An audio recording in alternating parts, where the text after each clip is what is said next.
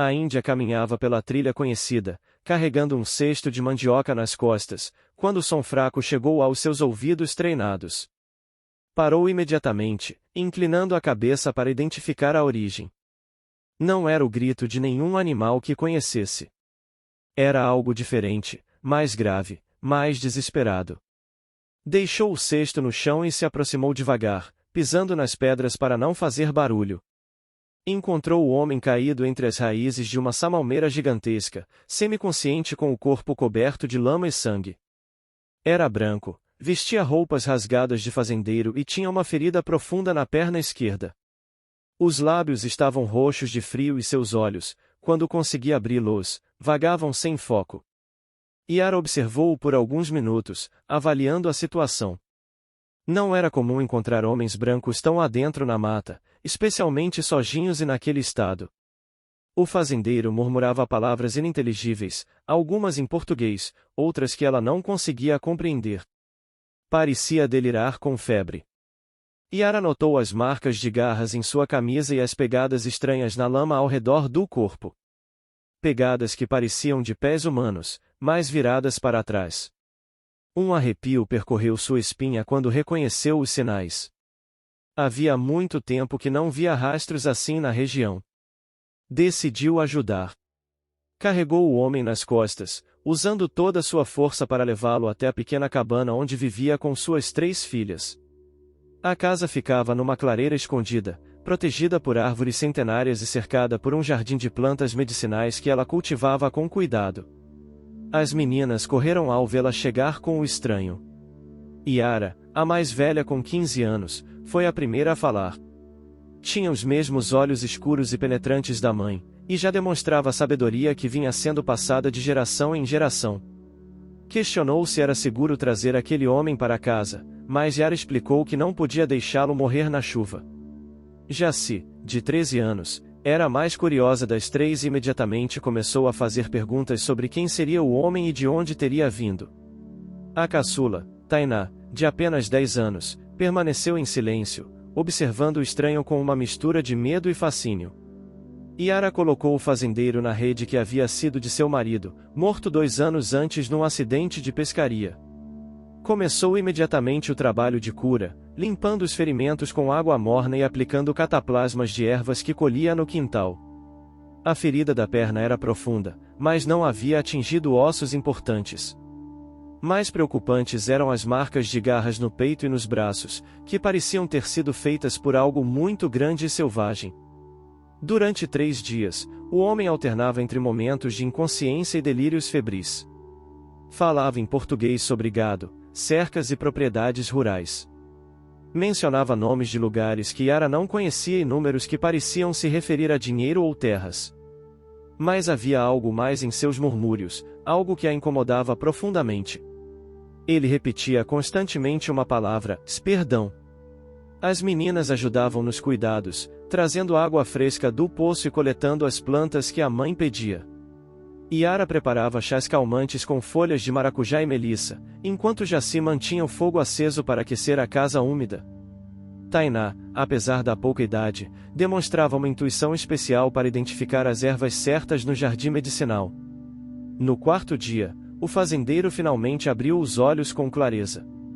Olhou ao redor, tentando entender onde estava, e seus olhos encontraram os de Yara, que aplicava uma nova camada de pomada em seus ferimentos. Tentou falar, mas a voz saiu rouca e fraca. Ela lhe ofereceu água e explicou, em português básico que havia aprendido com comerciantes, que o encontrara ferido na mata e o trouxera para se curar. O homem disse chamar-se João, que tinha uma fazenda de gado a muitos quilômetros dali e que estava fugindo. Não disse do que ou de quem fugia, mas Yara percebeu o medo em seus olhos quando mencionou o assunto. Ele agradeceu pelo cuidado e prometeu recompensar a família assim que pudesse voltar à sua propriedade. Falou sobre dinheiro, sobre cabeças de gado que poderia dar em troca da hospitalidade, mas Yara apenas acenou com a cabeça, sem muito interesse nas promessas. João começou a se recuperar rapidamente sob os cuidados da família indígena. A ferida da perna cicatrizava bem e ele já conseguia caminhar apoiado numa vara que já se cortara para ele. Mas as marcas das garras no peito demoravam mais para sarar, como se algo impedisse a cura completa. Yara notou que elas pareciam inflamar sempre que o homem dormia, especialmente durante a madrugada. Foi Tainá quem primeiro percebeu que algo estava errado.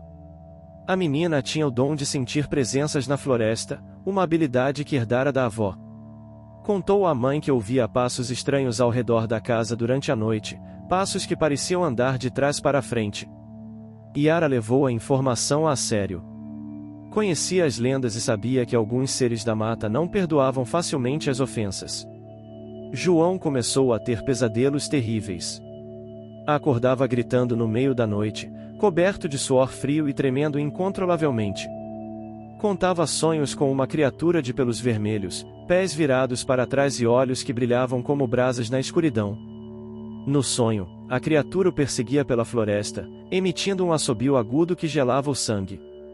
Ele corria desesperadamente, mas por mais que tentasse fugir, os passos da criatura sempre pareciam estar se aproximando. Yara trocou olhares significativos com Yara quando ouviu a descrição dos sonhos. A filha mais velha já conhecia as histórias que a mãe contava sobre os guardiões da floresta.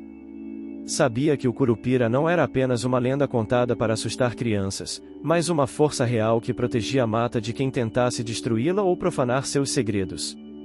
Uma manhã, João decidiu contar a verdade sobre sua presença na floresta. Revelou que era dono de uma grande fazenda de gado e que vinha expandindo sua propriedade derrubando áreas de mata nativa. Nos últimos meses, havia intensificado o desmatamento para criar novos pastos, queimando grandes extensões de floresta e espantando ou matando os animais que encontrava pelo caminho. Contou que tinha uma equipe de homens trabalhando para ele, derrubando árvores centenárias e abrindo estradas onde nunca deveria haver estradas. Falou sobre os lucros que esperava obter com a expansão e como planejava se tornar um dos maiores pecuaristas da região. Sua voz demonstrava orgulho quando descrevia o tamanho da devastação que havia causado. Mas então sua expressão mudou. Contou que, 3 semanas antes, começaram a acontecer coisas estranhas na fazenda. Trabalhadores relatavam ouvir assobios misteriosos durante a noite, que pareciam vir de dentro da mata que ainda restava. Alguns diziam ter visto pegadas estranhas na lama, pegadas de pés humanos, mas voltadas para trás. O gado começou a ficar inquieto, recusando-se a pastar em certas áreas e mugindo de medo sem motivo aparente. João contou que, inicialmente, não deu importância aos relatos. Considerava os trabalhadores supersticiosos e achava que eram apenas histórias inventadas para justificar a produtividade baixa. Aumentou a pressão sobre eles, exigindo que trabalhassem mais rápido e derrubassem mais árvores por dia. Ofereceu prêmios em dinheiro para quem conseguisse limpar mais hectares de mata. Mas os fenômenos estranhos se intensificaram.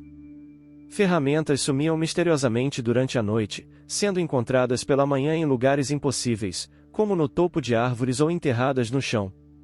As motosserras paravam de funcionar sem explicação, mesmo estando com combustível e em perfeito estado de conservação. Alguns trabalhadores juravam ter visto uma figura humanoide observando-os do meio da mata, sempre mantendo distância, mas com olhos que brilhavam na penumbra. O ponto de virada aconteceu numa tarde de muito sol, quando João decidiu pessoalmente supervisionar a derrubada de uma samalmeira particularmente antiga. A árvore era gigantesca, com mais de 400 anos de idade, e sua queda abriria espaço para uma área considerável de pasto. Ele mesmo deu a primeira machadada no tronco, sentindo satisfação ao ver os primeiros cavacos de madeira voarem. Foi nesse momento que ouviu o assobio. Um som agudo, penetrante, que parecia vir de todos os lugares ao mesmo tempo. Os trabalhadores pararam imediatamente e olharam ao redor, assustados. João gritou para que continuassem o trabalho, mas o assobio se intensificou, tornando-se quase insuportável. O som tinha algo de humano, mas também de selvagem, como se fosse produzido por uma garganta que não era completamente humana. Então ele viu a criatura pela primeira vez. Era alta como um homem adulto, mas coberta de pelos ruivos que brilhavam ao sol.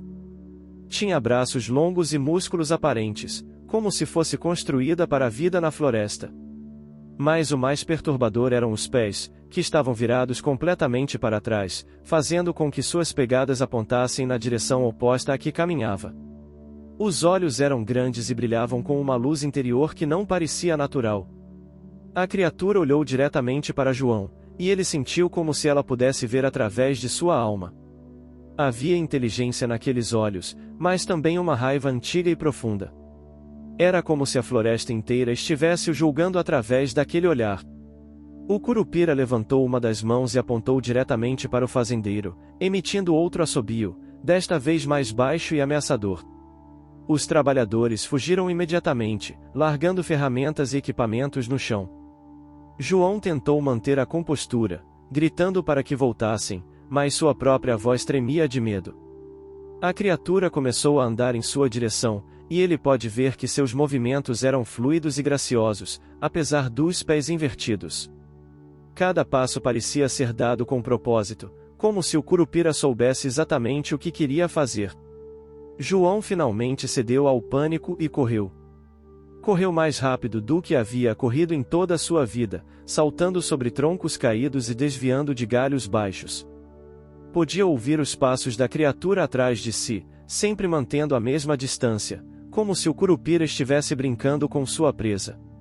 O assobio continuava, ecoando entre as árvores e criando um som que parecia vir de todas as direções.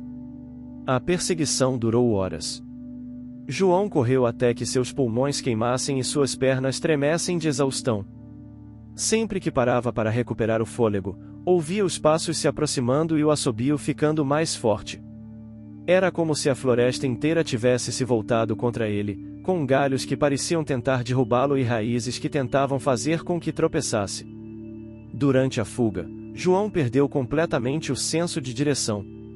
As trilhas que conhecia pareciam ter desaparecido, e ele se viu correndo por lugares que nunca havia visto antes. A mata ficava cada vez mais densa e escura, como se estivesse sendo levado para as profundezas da floresta, longe de qualquer sinal de civilização. Foi quando tropeçou numa raiz e caiu num barranco que conseguiu se esconder temporariamente. Ficou imóvel por horas, ouvindo os passos do Curupira circulando ao redor de sua posição. A criatura parecia saber exatamente onde ele estava, mas por algum motivo não descia para buscá-lo. O assobio continuava, mais distante agora, mas ainda presente, como um lembrete constante de que a ameaça não havia passado. João passou a noite inteira escondido, sem dormir, ouvindo os sons da floresta e tentando distinguir quais eram naturais e quais poderiam ser sinais da aproximação da criatura. Quando o sol nasceu, arriscou sair do esconderijo e começou a caminhar novamente, tentando encontrar alguma trilha conhecida. Mas a perseguição recomeçou imediatamente. Era como se o Curupira tivesse esperado pacientemente que ele saísse do esconderijo. Os passos voltaram, sempre mantendo a mesma distância, e o assobio ecoava novamente entre as árvores. João percebeu que não conseguiria escapar correndo. A criatura conhecia a floresta muito melhor que ele, parecia ter resistência infinita. Foi durante essa segunda fuga que se feriu gravemente. Tentando pular sobre um igarapé, escorregou nas pedras molhadas e bateu a perna numa rocha pontiaguda. A dor foi intensa e imediata, e quando tentou se levantar, percebeu que não conseguia apoiar o peso do corpo na perna ferida. O sangue escorria pela calça rasgada, e ele sabia que a ferida era séria. O Curupira apareceu na margem oposta do igarapé, observando-o com aqueles olhos brilhantes. Por um momento, João pensou que a criatura atravessaria a água para alcançá-lo, mas ela permaneceu parada, apenas observando.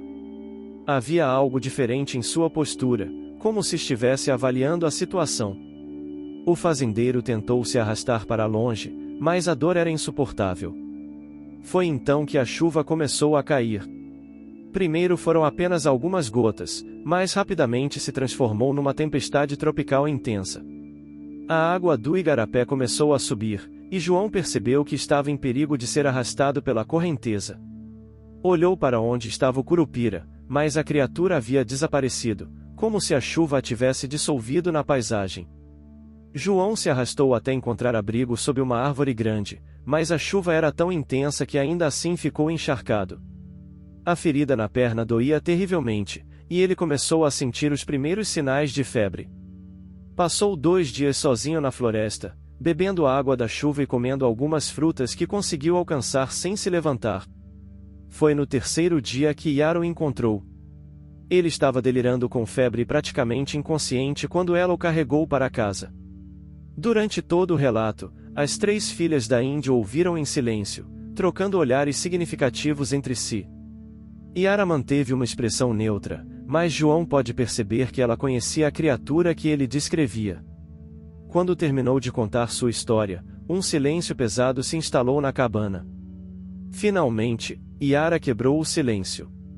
Disse que conhecia as histórias sobre o protetor da mata, passadas de geração em geração entre seu povo. O Curupira não era malvado, mas era implacável na defesa da floresta. Quem destruía a mata sem necessidade ou por ganância despertava sua ira. Já se acrescentou que as pegadas viradas para trás tinham um propósito. Elas confundiam caçadores e invasores, fazendo com que seguissem na direção errada e se perdessem na floresta. Era uma das formas que o Curupira usava para proteger os animais e as árvores de quem quisesse prejudicá-los.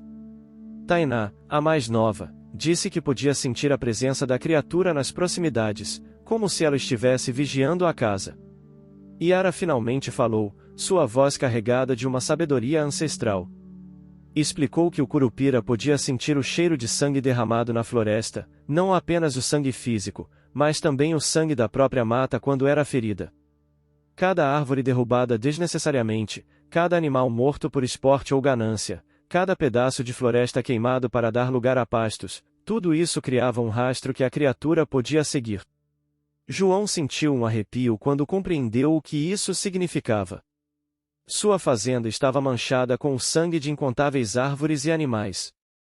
O Curupira não o perseguia apenas por tê-lo visto derrubando uma árvore, mas por todas as destruições que havia causado ao longo dos anos. Era como se ele carregasse consigo o cheiro de todos os crimes contra a natureza que havia cometido. A Índia continuou explicando que o Curupira raramente matava diretamente.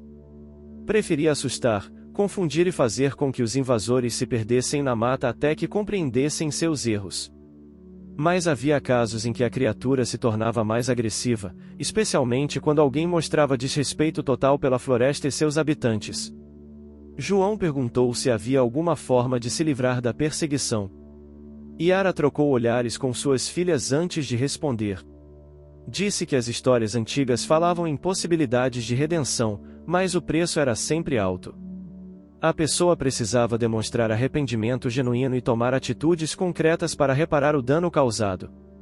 Yara sugeriu que ele poderia plantar árvores para substituir as que havia derrubado, mas João riu amargamente, dizendo que havia derrubado milhares de árvores ao longo dos anos. Seria impossível replantar tudo. Já se mencionou que ele poderia liberar suas terras para que a mata crescesse novamente naturalmente, mas o fazendeiro balançou a cabeça, dizendo que isso significaria perder tudo que havia construído. Tainá, com sua percepção especial, disse que o Curupira estava se aproximando. Ela podia sentir sua presença ficando mais forte a cada dia que passava.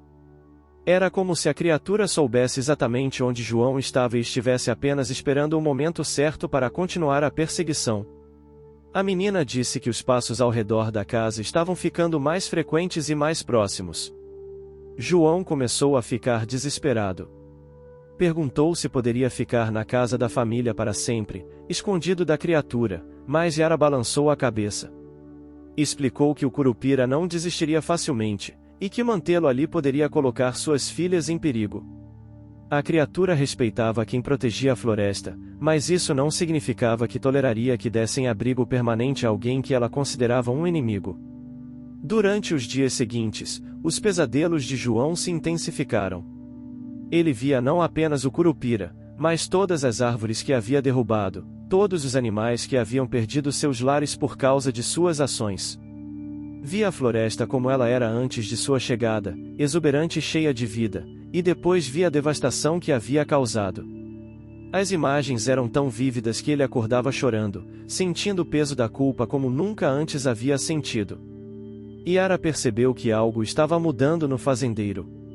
Havia uma tristeza nova em seus olhos, uma compreensão que não existia antes. Ele começou a falar sobre sua infância, quando brincava nas matas perto da casa de seus pais e sentia-se em paz entre as árvores. Contou como havia se perdido ao longo dos anos, focando apenas no lucro e esquecendo-se da beleza e importância da natureza. Uma manhã, João acordou com uma decisão tomada. Disse à família que queria voltar para sua fazenda, não para fugir do Curupira, mas para tentar fazer o que era certo. Queria transformar sua propriedade numa reserva natural, devolvendo à floresta o que havia tirado dela. Sabia que isso significaria perder muito dinheiro e talvez ficar na pobreza, mas sentia que era a única forma de encontrar paz. Iaro advertiu que a jornada seria perigosa. O Curupira certamente o estaria esperando, e não havia garantia de que aceitaria suas intenções de mudança. João disse que compreendia os riscos, mas que não podia continuar vivendo com medo e culpa. Preferia enfrentar a criatura e tentar explicar seus planos do que passar o resto da vida se escondendo. As 3 meninas se despediram dele com uma mistura de admiração e preocupação. Yara lhe deu um amuleto que havia pertencido ao avô, dizendo que poderia ajudar a se comunicar com os espíritos da floresta. Jaci preparou uma mochila com ervas medicinais e alimentos que durariam alguns dias.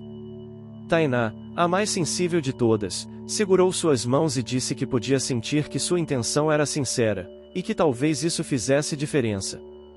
Yaro acompanhou até a borda da clareira, mostrando-lhe a direção que deveria seguir para chegar à sua fazenda. Antes de se despedirem, ela lhe deu um último conselho, e falou que o Curupira podia ouvir não apenas as palavras, mas também os pensamentos e intenções. Se ele realmente queria mudar, precisava estar preparado para provar isso com ações, não apenas com promessas. João começou sua jornada de volta com o coração pesado, mas determinado.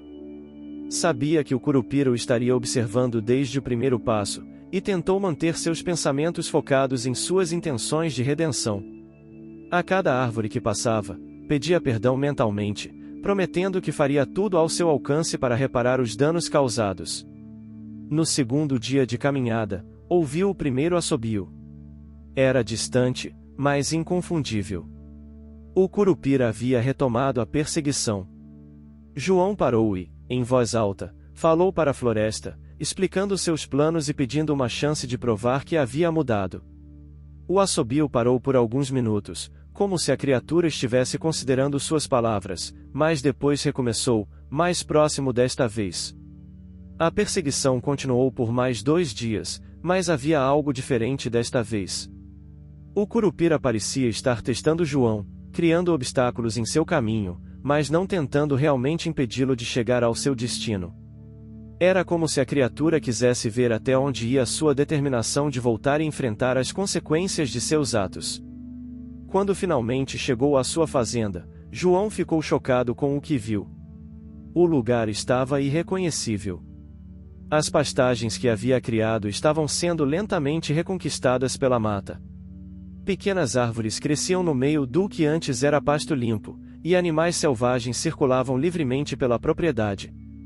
Era como se a floresta estivesse tentando se curar sozinha. A casa principal estava intacta, mas vazia. Seus trabalhadores haviam fugido depois do incidente com o Curupira e nunca mais voltaram. O gado havia desaparecido, provavelmente vendido por alguém ou simplesmente espalhado pela região. João percebeu que não tinha mais nada além da terra e da chance de fazer a coisa certa. Naquela noite, ele saiu de casa e caminhou até o centro da propriedade. Falou em voz alta, dirigindo-se ao Curupira que sabia estar observando. Pediu perdão por todos os danos que havia causado e prometeu dedicar o resto de sua vida a reparar esses erros. Disse que transformaria toda a fazenda numa reserva natural e que nunca mais derrubaria uma única árvore. O silêncio que se seguiu foi total. Nem mesmo os sons normais da noite podiam ser ouvidos. Então, lentamente, o Curupira emergiu da mata. A criatura se aproximou até ficar a apenas alguns metros de distância, seus olhos brilhantes fixos no fazendeiro. João sentiu medo, mas não tentou fugir. Permaneceu parado, aguardando o julgamento da criatura. O Curupira o observou por longos minutos, como se estivesse lendo sua alma. Finalmente, emitiu um assobio baixo e suave, muito diferente dos sons ameaçadores que João havia ouvido antes. A criatura se virou e começou a caminhar de volta para a mata, seus pés invertidos deixando pegadas que apontavam na direção errada, como sempre. João compreendeu que havia recebido uma segunda chance. O Curupira não o perdoara completamente, mas estava disposto a observar suas ações antes de tomar uma decisão final. Era uma oportunidade preciosa, e ele sabia que não podia desperdiçá-la. Nos meses seguintes, João trabalhou incansavelmente para cumprir suas promessas. Vendeu todo o gado que conseguiu encontrar e usou o dinheiro para comprar mudas de árvores nativas. Plantou milhares de sementes por toda a propriedade, especialmente nas áreas que haviam sido mais devastadas. Construiu abrigos para animais selvagens e criou pequenos lagos para atrair aves e outros bichos. Ocasionalmente, durante seu trabalho, João ouvia o assobio do Curupira na distância. Mas agora o som não era ameaçador. Parecia mais uma observação, como se a criatura estivesse aprovando seu progresso. Algumas vezes, encontrava pegadas invertidas perto das áreas onde havia plantado árvores no dia anterior, como se o Curupira tivesse vindo inspecionar seu trabalho durante a noite. A transformação da fazenda foi lenta, mas constante. A cada estação que passava, mais árvores cresciam, mais animais voltavam, e a mata ganhava força novamente. João envelheceu trabalhando na terra, suas mãos calejadas de tanto plantar e cuidar das mudas. Nunca se casou novamente, dedicando toda a sua energia à missão de curar a floresta que havia ferido. Anos depois, quando João já era um homem velho e cansado, Yara e suas filhas vieram visitá-lo. Encontraram uma propriedade completamente transformada, onde era difícil imaginar que um dia havia existido uma fazenda de gado. A mata havia reconquistado quase toda a área, e a diversidade de animais e plantas era impressionante. João recebeu as visitantes com alegria, mostrando-lhes orgulhosamente o trabalho que havia realizado. Contou que nunca mais havia visto o Curupira diretamente, mas que sabia que a criatura ainda o observava. Ocasionalmente encontrava pequenos presentes deixados perto de sua casa, frutas raras, pedras bonitas, penas coloridas. Era a forma que o protetor da mata encontrara de demonstrar que finalmente havia aceitado sua mudança. Tainá, agora uma jovem mulher, disse que podia sentir paz na propriedade. A presença ameaçadora que sentia anos antes havia se transformado em algo protetor e benevolente. O Curupira não via mais João como um inimigo, mas como um guardião, alguém que havia aprendido a lição e se tornado um aliado da floresta. Yara sorriu ao ver a transformação completa do homem que havia encontrado ferido e desesperado anos antes. João não era mais o fazendeiro ganancioso que derrubava árvores por lucro. Havia se tornado um verdadeiro protetor da mata, alguém que compreendia que a riqueza real não estava no dinheiro, mas na harmonia com a natureza. Quando as visitantes partiram, João permaneceu em sua propriedade transformada, continuando seu trabalho silencioso de cuidar da floresta. Sabia que sua redenção havia sido aceita, mas também compreendia que era um processo que duraria toda a sua vida. Cada árvore plantada, cada animal protegido, cada pedaço de mata preservado era uma forma de pagar sua dívida com a natureza. O Curupira continuou observando, sempre presente mas nunca mais ameaçador. A criatura havia cumprido seu papel de protetor, transformando um destruidor em guardião. A floresta estava segura mais uma vez, e o equilíbrio havia sido restaurado através da justiça ancestral que habitava o coração da Amazônia. E assim João viveu seus últimos anos em paz, sabendo que havia encontrado seu verdadeiro propósito na vida. Quando finalmente morreu, foi enterrado sob uma samalmeira que ele mesmo havia plantado, e disse que o Curupira veio pessoalmente se despedir do homem que havia aprendido a amar e proteger a mata que um dia tentará destruir.